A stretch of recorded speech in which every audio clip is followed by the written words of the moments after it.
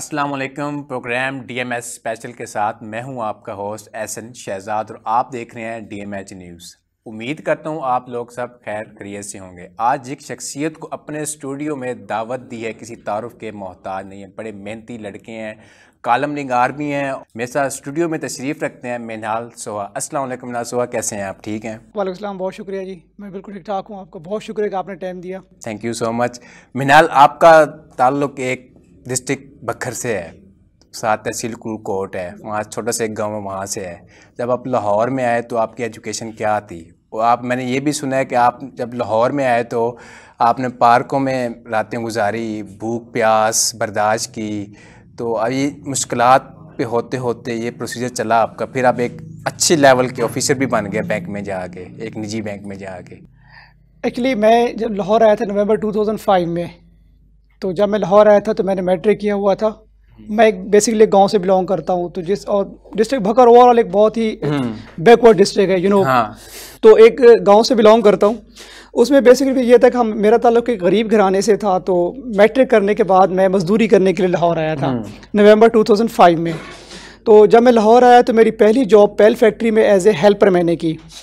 कोई वहाँ जॉब करने के बाद 1.5 महीने के बाद मुझे कोई शौक हुआ कि नहीं, मुझे आगे पढ़ना चाहिए लाइफ में कुछ करना चाहिए। हाँ, ये तो नहीं, शहर में आ गए तो ऑब्वियसली कुछ करना है, पैसा भी आना शुरू हो गया आहिस्ता आहिस्ता।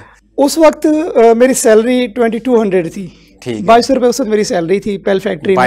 2200 रुपये से मैंने स्टार्ट किया था। तो उसमें फिर ये था कि मैं बेसिकली उस वक्त हमारी लंच ब्रेक होती थी 12 बजे। लंच ब्रेक हुई तो एक नीचे अखबार पड़ा हुआ था, तो वो मैंने उठाया। वो जब मैंने पढ़ा तो उसमें उस वक्त मेयर थे मैनचेस्टर के, आई थिंक मोहम्मद अफजल उनका नाम था, अफजल खान साहब। ठीक है। तो वो बिलोंग करते थे जहलम से, उनकी सारी स्टोरी थी। अच्छा। कि वो किस तरह वहाँ पे गए और उन्होंने मेहनत की, स्टडी की, इसको किया। तो मैंने कहा कि क्यों एक बंदा जो एक जहलम के गाँव से जाता है और वो मैनचेस्टर जाके अगर उसका मेयर बन सकता है तो क्या मैं यहाँ पे कुछ नहीं कर सकता? बिल्कुल। तो ये वहाँ से मैं इंस्पायर्ड हुआ, उस पेज से, अखबार का टुकड़ा था, वो सारी उसकी हिस्ट्री पढ़ के। मैं लंच ब्रेक के बाद वापस गया तो मेरे दोस्त से कहा, यार मैंने पढ़ना है। तो कहते किस तरह पढ़ोगे? सुबह 7 बजे फैक्ट्री आती हो, शाम 7 बजे यहाँ से जाते हो, कैसे पढ़ोगे? तो मैंने कहा मैंने पढ़ना है। बहरहाल वो हमने बड़ी कोशिश की। तो फिर कैंची में एक इकरा कॉलेज होता था, ठीक है, वहाँ पे मैंने एडमिशन ले लिया। तो सुबह 7 बजे से लेकर शाम 7 बजे तक फैक्ट्री में काम करता था। और फिर फैक्ट्री से उन्हीं कपड़ों के साथ, जो फैक्ट्री वाले कपड़े होते हैं, तो मैं सीधा कॉलेज चले जाता था। तो वहाँ प्रिंसिपल साहब ने एक दिन मुझे बुला लिया, तो उन्होंने मुझे कहा कि बेटा जो जिस ड्रेसिंग में आप आते हो ये यहाँ पे नहीं चलती फैक्ट्री वाला माहौल। फिर आप कॉलेज आ गए, यहाँ पे स्टूडेंट बैठे होते हैं, बड़ा डिस्टर्ब होता है। तो मैंने उन्हें कहा कि सर मैं ऑनेस्टली स्पीकिंग मैं एक फैक्ट्री में काम करता हूँ और मेरा ताल्लुक गरीब घराने से, मैं अभी जो है ना पैंट शर्ट मैं भी नहीं ले सकता इसी में मैं आ सकता हूँ। सिंपल कपड़ों में थे आप? सिंपल कपड़ों में, शलवार कमीज में जाता था, वो फैक्ट्री कपड़े पहन के उधर। तो वो उन्होंने फिर बहुत कोऑपरेट किया, उन्होंने कहा ठीक है कर ले, लेकिन कोशिश करेंगे। तो उसके बाद जब मुझे सैलरी मिली तो मैंने पहली पैंट शर्ट जो है वो 150 रुपए की अनारकली से रेडी से ली थी। अच्छा। तो वो इस तरह एक सिलसिला चला। तो वहाँ से मैंने इंटर किया। तो पेपर देने से, एग्जाम से मेरे 1.5 महीना पहले उन्होंने मुझे कहा कि मुझे पता चला कि जो मेरे सुपरवाइजर थे उन्होंने कहा कि हम छुट्टी नहीं देंगे आपको एग्जाम्स की। ठीक है। तो मैंने जॉब जज्बात में आके समझ लें मैंने छोड़ दी। पढ़ाई लाजमी थी, नौकरी तो फिर भी मिल जाती है, जाहिर सी बात है। तो जो मेरा बेसिकली जो मेरा एम था, तो वो अगर मैं पढ़ाई मुकम्मल करता या पढ़ाई करता तो फिर वो मेरा पूरा होना था। उसके बाद उसको कोई, बिकॉज एक एजुकेशन ही है जहाँ से जिसको हासिल करके आप अपना लाइफस्टाइल चेंज कर सकते हैं, और तो कोई तरीका नहीं है। तो मैंने वो किया, फिर मैं जॉब छोड़ दी। जब मैं उधर गया शाम को, जब मैं अपने कमरे में गया तो मैं बस, यार मैंने जॉब छोड़ दी है, मैंने घर भी पैसे भेजने होते हैं, यहाँ पे भी है खर्चा है, तो मैं कैसे पूरा करूँगा? अभी 1.5 महीना रहता है एग्जाम्स में। तो वहाँ पे एक सीढ़ियाँ थी, वहाँ हमारे उधर कमरे के साथ, तो वहाँ बैठ के मैं रो रहा था। तो वहाँ मेरे 2 रूममेट से, हसनैन भाई और शौकत भाई, उनका बहुत बड़ा एहसान है मेरे ऊपर। अच्छा, जाहिर सी बात, दोस्त ही काम आते हैं। तो वो जब उन्होंने मुझे देखा रोते हुए तो उन्होंने कहा कि क्यों इस तरह कर रहे हो, क्या हुआ है? तो मैंने फिर उनको गले लगा के रोना शुरू कर दिया। तो मैंने कहा यार मैंने जॉब छोड़ दी है, तो मेरा ये मसला है, पेपरों का मसला है, ये पेपरों का मसला है, जॉब भी छोड़ दी है, सारा कुछ। तो उन्होंने फिर कहा कि आप सिर्फ एग्जाम्स की तैयारी करो, खर्चा जो है उसको छोड़ दो, बेफिक्र करो, जवाब हम हेल्प कर देंगे आपको। तो उन्होंने हेल्प की। उन्होंने फिर मैंने एग्जाम्स दिए। वहाँ से फिर मैं गांव चला गया था एग्जाम्स दे के, उसके 2 महीने के बाद फिर मैं वापस लाहौर आया। ठीक है। तो जब लाहौर आया तो फिर वही था कि अब जॉब कैसे करूंगा, जॉब ढूंढना सबसे बड़ा मतलब जॉब ढूंढूंगा मैं कैसे। मेरा यहाँ पे कोई इतना ज़्यादा स्ट्रॉन्ग रेफरेंस भी नहीं था, लेकिन यह था कि अमीन ज़की साहब पाकिस्तान तहरीक इंसाफ के फाउंडर मेंबर हैं, तो उनसे मेरी मुलाकात हुई, तो उन्होंने फिर मुझे जॉब लगवा दी एक शादी हॉल में। कसरे ज़ौक शादी हॉल है लिबर्टी के पास, यूसी हॉस्पिटल के पास। तो वहाँ पे फिर मैंने जॉब की। तो वहाँ पे रात को 2 बजे शादी का फंक्शन, लेट नाइट होते हैं मोस्टली फंक्शन। वहाँ पे ऐसे क्या गया आप? वहाँ मैं एज ए स्टोर कीपर गया था। ठीक है। तो वहाँ से फिर मैंने यूनिवर्सिटी में एडमिशन ले लिया। हाँ। तो वहाँ से फिर मैंने पढ़ना शुरू किया। फिर यह था कि रात को मैं लेट नाइट फ्री होता था, कभी 12 बजे फंक्शन ख़त्म हो रहा है, 1 बजे 2 बजे। तो फिर वहाँ से मैं पैदल चलता था कसरे ज़ौक से और लिबर्टी से। ठीक है। और आर्य बाजार तक मैं रात को पैदल जाता था। बहुत सफ़र है। लिबर्टी कहाँ पे है? गुलबर्ग और कैंट में जाना बड़ा हिम्मत की बात है। तो ये मुझे सफ़र थोड़ा कम लगता था, बिकॉज उससे पहले जब मैं फैक्ट्री में काम करता था तो मैं ज़फ़र अली रोड पे असगर खान नवानी साहब थे, हमारे भक्कर के बहुत रिनाउंड पर्सन थे, तो उनके घर में रहता था। तो ज़फ़र अली रोड से मैं रात में पैदल चलता था और पेल फैक्ट्री में जाता था। तो मुझे 2.5 घंटे लगते थे पैदल जाते हुए। उसके पास है ये फिरोजपुर रोड पे जो है। तो ज़फ़र अली रोड से फिरोजपुर रोड तक पेल फैक्ट्री में पैदल जाता था। और मैं सुबह को जो अजानें हैं वो मुझे 7 अप पे मिलती थी। सुबह की अजान जो है 7 अप पे, तो वहाँ से 2.5 घंटे पैदल जाते हुए फिर रात को कॉलेज जाना, कॉलेज से फिर वापस मैं 2.5 घंटे फिर पैदल चल के आता था। तो सोते कैसे थे फिर?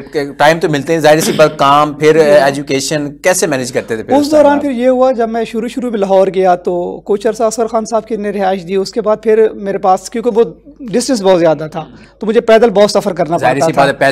पैसे भी नहीं होते थे। उस वक्त स्टॉप टू स्टॉप किराया 5 रुपये होता था।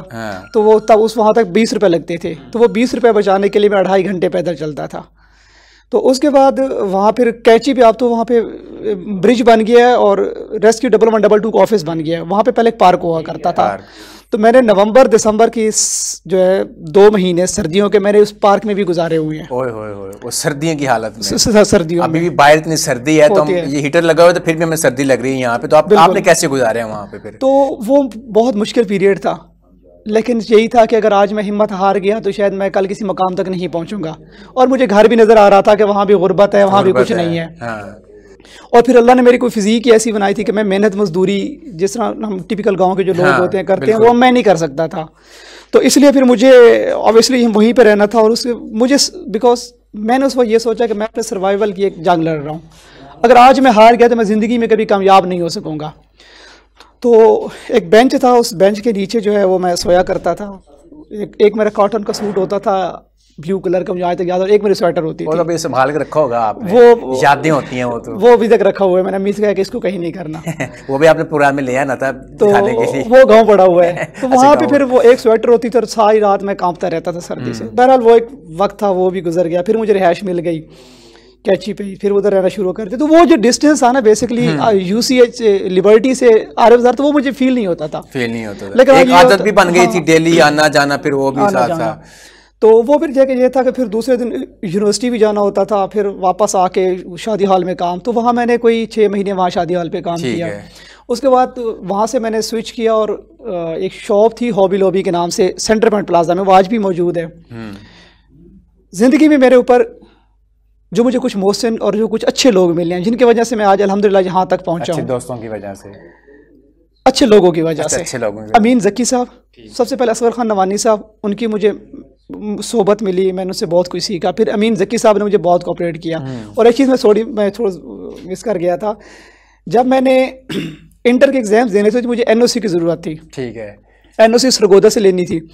उस वक्त किराया, फ़ीस और एनओसी का जो मैंने सारा जो एक्सपेंसेस मैंने सारे काउंट किए थे वो 2500 बन रहे थे।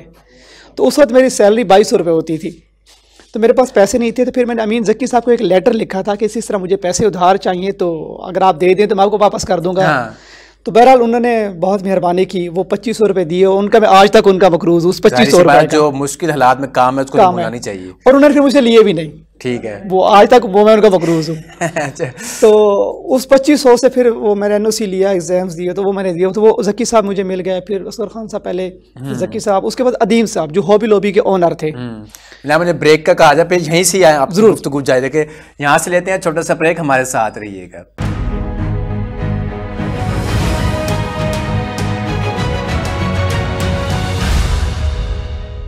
वेलकम बैक जी मिनाल भाई। तो वहाँ से फिर अदीम साहब, मैंने वहाँ पे हॉबी लॉबी शॉप के ऊपर मैंने 7 साल काम किया। तो मैं यूनिवर्सिटी से वापस आता था तो उस दुकान के शीशे भी साफ़ करता था, सफाई भी करता था। वो बेसिकली सेल्स मैन की जॉब थी, तो वो मैं करता था। तो मैंने ग्रेजुएशन कंप्लीट कर लिया वहीं पे जॉब करते हुए। फिर उसके बाद मैंने आगे MBA में एडमिशन ले लिया लाहौर लीड्स यूनिवर्सिटी में। बड़ी महंगी यूनिवर्सिटी है वो, बिकॉज पहले जो मेरी एजुकेशन थी तो वो बड़ी नॉर्मल सी थी, तो मैं चाहता था कि जो एंड है वो अच्छा होना चाहिए।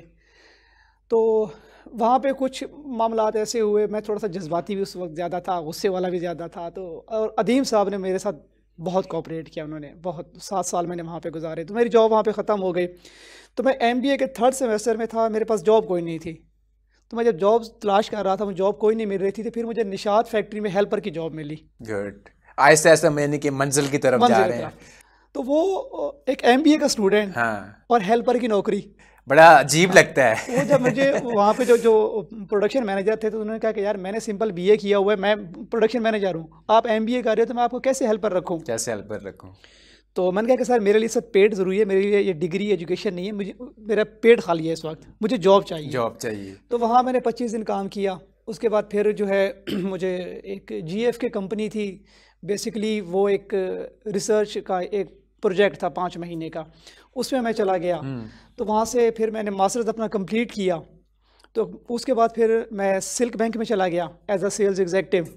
गुड। वहाँ मैंने, और वो भी ऐसा हुआ कि अखबार में ऐड आया, तो मैंने वहाँ पे यानी कि स्टार्ट ही अखबार से स्टार्ट, जब वो कह रहे थे ना कौन से कंट्री का नाम ले रहे थे, जब आप वो मैनचेस्टर के मेयर के उसका, तो आपने उसकी हिस्ट्री पढ़ी तो बड़े उसका हुए, मैं इंस्पायर हुआ कि यार जब वो कुछ कर सकते मैं क्यों नहीं कर सकता। फिर अखबार में वही ऐड ही अखबार में ही आ गया, फिर अखबार में ऐड आया तो वो मैंने पढ़ा, तो मैंने अप्लाई कर दिया। फिर सिल्क बैंक में हो गया, वहाँ पे मैंने काम किया ऑलमोस्ट कोई 2014 से लेकर 2017 तक मैंने वहाँ पे जॉब की। तो वो पीरियड भी बड़ा डिफ़िकल्ट एक पीरियड था। तो ज़िंदगी के 12 साल जो है वो बहुत स्ट्रगल की। उसके बाद फिर मैं एक मल्टीनेशनल बैंक में आ गया, स्टैंडर्ड चार्टर्ड बैंक में। तो वहाँ पे फिर मैंने जॉब स्टार्ट की 2017 से, और अब भी वहीं पे हूँ। और अल्हम्दुलिल्लाह बहुत अच्छे लाइफ है, बहुत अच्छा सेटअप है, अब हालात अल्हम्दुलिल्लाह बहुत अच्छे। लेकिन वो जो ज़िंदगी के 12 साल थे वो मेरे ऊपर बहुत मुश्किल पीरियड था। उस वक्त मेरे पास ये होता था कि मैं एक बुक लेने के लिए 3 दिन एक टाइम का खाना नहीं खाता था। सर्दियों में मोस्टली मेरी माँ जो है वो मुझे भुने हुए चने, हमारे गांव में इलाका जो वहाँ पे चने की फसल बहुत ज़्यादा होती है, थल का हमारा इलाका है, तो मेरी अम्मी मुझे चने जो है वो भून के देती थी। तो वो सर्दियों में मैं रात को वो खाया करता था, और गर्मियों में रात को मैं रस खा के सोता था। तो इस तरह गुजारा करता था मैं। तो मिनाल भाई, जब ये अब वहाँ से अब आए थे बकर से लाहौर का, आपका बड़ा अच्छा सफ़र रहा, मेहनत की, अल्लाह ताला ने आपको कामयाब किया, आप एक अच्छी पोस्ट पे बैठे हुए अच्छे बैंक की। तो अब दोबारा घर में जाते हैं, आप गांव में जाते हैं, तो वो लोग कहते होंगे यार इसने इतनी मेहनत की थी, एक जोड़ा था इसके पास जब ये लाहौर में गया था, रहने के लिए जगह नहीं थी, आज माशाल्लाह अच्छी जॉब है इसके पास और गाड़ी भी है, सब कुछ है, तो कैसा फील होता है, आप कैसा महसूस करते हैं पहले की ज़िंदगी से और आपकी जो लाइफ आ गई है? बहुत अच्छा लगता है। अब गांव में तो ये है कि छोटा सा अपना एक डेरा टाइप बना हुआ है, लोग आते हैं काम के लिए, तो वहाँ पे उनके साथ कभी थाने कभी कचहरी, फिर जो भखर के पॉलिटिशियंस हैं वो बहुत रिस्पेक्ट करते हैं जितने भी हैं। तो क्यों, बिकॉज मैं अखबार में कॉलम भी लिखता हूँ, तो कॉलम की लिखने की वजह से, और फिर सोशल मीडिया पे भी लिखता रहता हूँ मैं, होता है। और फिर लाहौर में जो एक ग्रुप मैंने बनाया हुआ है, तो वो फिर लोग बहुत काम के लिए आते रहते हैं। तो वो जब मैं गांव जाता हूँ तो मेरे पास टाइम नहीं होता कि अपने घर बैठ सकूँ, अपनी माँ को टाइम दे सकूँ। सियासी शख्सियत बन गई है ना आप। बस वो फिर वो भी साथ चलता रहता है, तो लोगों के काम से उधर वो सारा होता है। तो इस वक्त भी लाहौर में भी ये होता है कि एक बैंक एक बहुत एक हेक्टिक जॉब होती है लोग। तो वहाँ से निकलने के बाद फिर रात को मैं जब आता हूँ अपने घर, तो मैंने रिसर्च करनी होती है, थोड़ा मुताला भी करना होता है, ऑब्वियसली कॉलम लिखना होता है, सोशल मीडिया पे लिखना होता है। तो बहुत से लोग गिला करते हैं कि यार आप रात को कॉल नहीं पिक करते, तो मैं उन्हें कहता हूँ कि सर मेरे पास टाइम तो थोड़ा सा होता है, तो इसलिए। लेकिन मैं अब भी ये सोचता हूँ कि अगर शायद वो मैं मुश्किल पीरियड ना देखता तो मैं शायद आज इस मुकाम पे ना होता, इस लेवल पे ना पहुँच सकते आप, मैं ना पहुँच सकता। ये एंड नहीं है, अभी मंजिल और आगे है, और आगे इंशाल्लाह। लेकिन इंशाल्लाह, लेकिन वो जो एक पीरियड था, जो एक मुश्किल पीरियड था, वो गुजर गया। अल्लाह ताला किसी की मेहनत ज़ाया नहीं करते। तो मैं अभी भी जब मैं सोशल मीडिया पे लिखता हूँ तो बहुत से लोग कहते हैं कि जी फलां, जब मैं किसी पर्सनैलिटी के बारे में लिखता हूँ तो जी इसने गरीबों के लिए क्या किया, इसने इसके लिए, तो मैं उन्हें कहता हूँ भाई गरीब ने अपने लिए क्या किया है। बिल्कुल, आप अपने लिए कोशिश करेंगे तो फिर आप आगे बढ़ेंगे ना। पहले अपने लिए आपने खुद करना है, जब आप नहीं करें तो आपके लिए किसी और ने नहीं करना। ऐसा ही है। तो मैं आज जो मेरे ऊपर वो मुश्किल वक्त गुजरा, वो मैं पार्कों में सोता रहा, पैदल सफ़र करता रहा, फाके करता रहा, तो आज मैं फ़ख्र से बता रहा हूँ। अगर मैं वो उस पीरियड से ना गुजरा तो शायद आज मैं भी अपने गांव में बैठा होता, या शायद आज मैं किसी फैक्ट्री में हेल्पर था, आज शायद मैं बड़ी मुश्किल से मैं फोरमैन बन गया होता। अक्सर मिनाल भाई, जो आपकी जो ये कहानी है ना, अक्सर लोग ये लाहौर में आते हैं, गांव से आते हैं, हिम्मत हार जाते हैं वो लोग। बिल्कुल, हिम्मत कहते हैं वो जी यार मुझसे नहीं होता, मुझे नौकरी नहीं मिली, 1-2 माह रहते हैं फिर वापस चले जाते हैं। तो आपने हिम्मत नहीं हारी।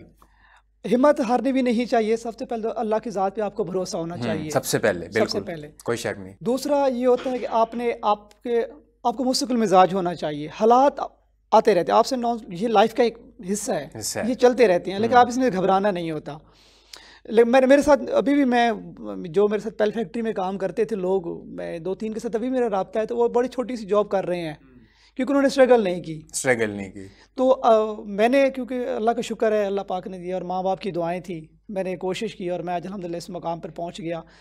तो अब जब जाता हूँ, भक्कर जाता हूँ, तो वहाँ लोग जितनी इज़्ज़त देते हैं, जितनी रिस्पेक्ट देते हैं, समटाइम्स ये होता है कि मैं जब किसी शॉप पे जाता हूँ कोई चीज़ लेने के लिए, पैसे नहीं लेते होंगे, वो पैसे नहीं लेते, नहीं जा पाए हैं। मैं जंडा वाला पे एक होटल है, उनकी चाय बहुत अच्छी है। अच्छा। तो मैं जब भी जाता था तो उधर मैं उनकी चाय ज़रूर पीता था। फिर उन्होंने मुझे, जब एक दफ़ा उनके ओनर खड़े तो मुझे पहचान लिया, तो उन्होंने कहा पैसे नहीं लेने। मैं जब पेमेंट करने लगा, नहीं हमने बिल नहीं लेना। तो मैंने कहा सारा बिल तो ले लें। कहते नहीं, मैं मालिक ने मना किया, हम नहीं ले सकते। बहरहाल उन्होंने नहीं लिए। दूसरी दफ़ा मैं गया तो मैंने उनको गिफ्ट दिया, तो मैंने कहा कि सर अगर आइंदा मुझसे पैसे लेंगे तो मैं चाय पीने आऊँगा, वरना मैं नहीं आऊँगा चाय पीने, वरना मैं नहीं आऊँगा। तो वो हुआ। फिर उसके बाद जो मेरा बेसिकली भक्कर लाहौर ग्रुप जो मैंने बनाया है, यहाँ लाहौर बड़ा एक्टिव है ग्रुप आपका, मैंने देखा है वो ग्रुप आपका। वो भी बेसिकली मैंने इसलिए ही बनाया क्योंकि मैं एक मुश्किल पीरियड से गुजर के यहाँ तक पहुँचा हूँ। तो मैं नहीं चाहता कि मेरे इलाके से आए हुए और किसी बंदे को ये मुश्किल का सामना करना पड़े यहाँ पे। तो कम से कम उन्हें पता हो कि मैं फलां जगह जाऊँगा, फलां बंदे से मिलूंगा, मेरा ये मसला थोड़ा हम कर सकते हैं अपने लोगों के लिए। इंसान की कोशिश ही होती है, करनी तो अल्लाह ताला नहीं होता, अल्लाह के साथ काम करती है। तो बेसिकली उसका मैंने उस ग्रुप का पर्पज़ यही था कि ताकि जो लोग वहाँ से हैं उनको तकलीफ़ ना हो, यहाँ तकलीफ़ ना हो, उनको जो जिन हालात से मैं गुजरा हूँ वो इन हालात से ना गुजरें। और अल्लाह का शुक्र है कि उस ग्रुप के तवस्सुस से हमने बहुत सारे अच्छे काम भी किए हैं, बहुत सी प्राइवेट जॉब्स भी लोगों को लगा दी हैं, कुछ ट्रांसफर्स वगैरह जब होते थे, जो आपको पता है यहाँ पे मुल्क में हमारा क्या सिस्टम है, ऐसे ही है, तो वो भी कराए। तो जो मरीज़ वहाँ से आते हैं भक्कर से, उनको ब्लड वगैरह भी अरेंज करके हम लोग देते हैं, तो उनको प्रॉब्लम नहीं होती। ये बेसिकली पर्पज़, ये सारा स्वाब आपको ही जाता है बस, अल्लाह क्योंकि आपकी ये नीयत ठीक थी। अब जैसे आप बता रहे हैं ना कि मैं इतनी मुश्किलात मुझे सामना करना पड़ रहा है, जब लाहौर में मैं यहाँ पे आया था, तो आप जो बखर से मियाँ वाला जो भी है उसको मुश्किलात का सामना ना करना पड़े, उसको इजी रहे यहाँ पे आके। उनके लिए वो इजी रहे, उनको वो मुश्किलात उनको ना फेस कर रहे। आपने फेस की हुई है ना मुश्किलात ने, तो फिर वो फिर एहसास होता है ना, जब अपने साथ होता है तो फिर अगले बंदे का एहसास होता है। बिल्कुल ऐसे ही है। बिकॉज मैंने पहले ही बताया कि मेरा ताल्लुक एक गरीब घराने से था। अब तो अल्लाह का शुक्र है 4 भाई हैं, सारे अपनी अपनी जॉब कर रहे हैं, सारा कुछ अल्हम्दुलिल्लाह बहुत अच्छा है। लेकिन मैं क्योंकि मेरा ताल्लुक एक गरीब घराने से था, तो मुझे इस चीज़ का एहसास था कि और को ना होना, ये एहसास ही किसी को हो जाए तो बड़ी बात है। ये अल्लाह ताला की तरफ से होता है, इंसान कुछ भी नहीं है। फिर अल्लाह ताला अगले बंदों को रंग भी तो लगाता है ना। आप देखें, आप एक अच्छी पोस्ट पे बैठे हुए हैं, बहुत अच्छी लाइफ है, लोग इज़्ज़त करते हैं, अल्लाह पाक ने इज़्ज़त दी हुई है, जहाँ जाता हूँ लोग रिस्पेक्ट से मिलते हैं। और आई थिंक आप भी हमारे उस ग्रुप का हिस्सा ही हैं और आप भी आते रहते हैं वहाँ पे, तो अल्लाह पाक का करम है। तो मिनाल भाई शादी की है आपने फिर? ये सबसे स्ट्रॉन्ग सवाल है मेरा ये वाला। शादी इंशाल्लाह जल्द है, और पहले इसलिए लेट हुई, बल्कि बहुत लेट हो गई है। बिकॉज एक ज़िंदगी के साथ एक जंग लड़ रहा था। ठीक है। तो उस हालात में जो एक कश्मकश थी वो खत्म उसके हो गई साथ अब। लड़ते लड़ते लड़ते जो है ना वो इस उम्र तक, फिर मुझे एक शौक था सेल्फ मेड बनने का। ठीक है। मैंने कहा मैंने ज़िंदगी में किसी का एहसान नहीं लेना, सेल्फ मेड बनना है। असगर खान नवानी साहब थे, रिटायर्ड DIG थे, उनका माशाल्लाह पाक ने बहुत इज़्ज़त दी हुई थी। वो मुझे कहते थे जहाँ कहते हो लगवा देता हूँ जॉब। तो मुझे था कि नहीं मैंने सेल्फ मेड बनना है। तो उस सेल्फ मेड के चक्रों में यहाँ तक पहुँच गया। तो इंशाल्लाह शादी जल्द है, जल्द है इंशाल्लाह जी। तो मिनाल भाई, ये तो आपने अपना किस्सा कहानी आपने सुना दिया सारा, तो फिर आप कॉलम निगार कैसे बन गए? आप कॉलम ही लिखते हैं एक अखबार में, अच्छा, उसमें इसका शौक कैसे पैदा हुआ? कॉलम मैं 3 अखबारों में लिखता हूँ, 3 मुख्तलिफ अखबारों में। एक लाहौर का अखबार है, एक भक्कर का है और एक खुशाब का है। अच्छा, उसमें हुआ ये कि मैं सोशल मीडिया पे लिखता था। तो उस वक्त 2015 में जो बल्दियाती इलेक्शन था, तो उसमें तो मैं एक ग्रुप के बारे में, ज़रा एक एफिलिएशन होती है किसी न किसी ग्रुप के साथ, तो मेरी एक ग्रुप के साथ एफिलिएशन थी। तो मैं उनके हक़ में लिखता था। तो उनके ही ख़ानदान के एक बंदे ने, वो एक सरकारी ओहदे पे हैं, एक अच्छे ओहदे पे हैं, उन्होंने मुझे धमकी दी कि आपने आज के तुम बहुत बड़े फ़िलासफ़र बनते जा रहे हो, दानिश्वर बन रहे हो, तुम तज़िये लिखते हो सोशल मीडिया पे, नीचे कमेंट्स किए होंगे नीचे। किसने कमेंट किया? आप नहीं, उन्होंने मुझे डायरेक्ट मैसेज। अच्छा, डायरेक्ट मैसेज किया पर्सनल जी। तो आज के बाद तुमने नहीं लिखना, वरना ये हो जाएगा वो हो जाएगा। तो मेरा ये था कि मैंने ज़िंदगी में मैंने सीखा, मुझे सिखाया गया था कि खौफ और लालच, ये 2 चीज़ें इंसान को कभी आगे नहीं बढ़ने देती। तो ये 2 चीज़ें मैंने 2005 से ही ज़िंदगी से निकाल दी थी, खौफ और लालच। तो जब उन्होंने मुझे थ्रेट किया तो मैंने कहा अच्छा ये बात है। तो मेरे एक दोस्त हैं बिलाल इफ्तिखार खान, वो उस वक्त समा न्यूज़ में रिसर्च एनालिस्ट थे मुबश्शिर लुकमान के, ठीक है, प्रोग्राम के। तो मैंने उनसे बात की, तो उन्होंने कहा कि नहीं तुम लिखो, कुछ नहीं होता। फिर मुझे और पावर आ गई होगी, और पावर आ गई एक मीडिया का मिल गया मुझे। तो फिर भक्कर से एक आरिफ थीम, एक लड़का है, रोज़नामा थल टाइम्स के साथ वो एफिलिएटेड है। तो उसने मुझे कहा कि सर आप कॉलम क्यों नहीं लिखते? तो मुझे एक अपॉर्चुनिटी मिल गई। मैंने कहा कि यार मैं 2 बंदे मेरे साथ दे रहे हैं। तो मुझे कहते हैं कि मैं, आप लिख लेंगे, ये मैं आपको सैंपल भेज रहा हूँ, तो ये कॉलम आप इतना कॉलम लिख लेंगे आप? मैंने देखा, मैंने कहा हाँ यार लिख लूँगा मैं। तो वो जब मेरा पहला कॉलम जब मेरा शाया हुआ, तो वो मैंने उन्हीं को व्हाट्सएप किया जिन्होंने मुझे मना किया था कि आप सोशल मीडिया पर नहीं लिखना। तो मैंने कहा कि उनका रिस्पॉन्स कैसा आया आपको? कुछ नहीं, खामोशी हो गई। अच्छा, खामोशी हो गई। तो मैंने कहा कि आपने मना किया, सोशल मीडिया पे मैं अखबार में भी लिखना शुरू हो गया हूँ। तो वहाँ से फिर मैंने लिखना शुरू किया। मुझे तो आज तक 2 साल हो गए हैं कॉलम लिखते हुए। फिर खुशाब का एक अखबार था, वहाँ उसमें भी। तो इसी तरह फिर अल्हम्दुलिल्लाह वो करते, इस तरह मैं कॉलम निगार बन गया। वो बाई चांस ही बन गया। अगर शायद वो मुझे अगर थ्रेट ना करते तो शायद मैं कॉलम निगार ना बनता। गुड हो गया। तो इस तरह जो है वो फिर मैं प्रिंट मीडिया में आ गया, सोशल मीडिया से उठ के प्रिंट मीडिया में आ गया मैं। तो अब एक बैंकिंग के बाद सोशल मीडिया के बाद वो एक समझ लें कि सोशल वर्कर भी हूँ। बैंक वालों ने मना नहीं किया कि आप ये सोशल मीडिया पे सब कुछ कर रहे हैं? बैंक वाले मना भी करते हैं ना अपने एम्प्लॉय को, बड़ा होता है, कुछ चीज़ें होती हैं वो बहुत संभल के चलना पड़ता है। तो इसलिए एहतियात करता हूँ ऑब्वियसली। तो मिनाल, क्या प्रोग्राम का टाइम भी बड़ा कम है, तो क्या मैसेज देंगे जो अब जो हमारी नई जनरेशन है, जो लोग आ रहे हैं यहाँ पे पढ़ने लिखने, यहाँ पे आते हैं, लाहौर में आते हैं, बाहर से आते हैं, तो आप जो सिचुएशन आपने बताई है, तो अक्सर लोग यहाँ से दौड़ जाते हैं, उनको के लिए क्या मैसेज देना चाहेंगे आप? आपने ये सबसे मुश्किल सवाल कर दिया, बिकॉज मैं भी नहीं समझता कि मैं उस स्टेज पे हूँ कि मैं किसी को कोई मैसेज दे सकूँ। हाँ, मशवरा मैं ज़रूर दे सकता हूँ। वो ये है कि आप, एक तो ये है कि आप अपनी ज़िंदगी में किसी भी चीज़ को रुकावट ना समझें, अपनी गुर्बत को, अपने हालात को, कि मेरे आगे ये चीज़ आ गई है तो मैं इसलिए कुछ नहीं कर सकता। आप ये सोचें ये रुकावट आई है तो मैं एक कुरान की एक आयत है कि फ़इन्ना मअल उसरि युसरन, और हर मुश्किल के, बेशक हर मुश्किल के बाद आसानी भी है। तो आप जब मुश्किल से नहीं गुजरेंगे तो आपके लिए आसानी नहीं होगी। सोना हमेशा जब आग में पिघलता है, फिर सुनार की मार खाता है, तो फिर वो जो है ना एक अंगूठी बनता है, अंगूठी बनती है, फिर वो एक औरत के गले का एक हार बनता है, फिर वो मर्द के हाथ पे अंगूठी बन के आता है।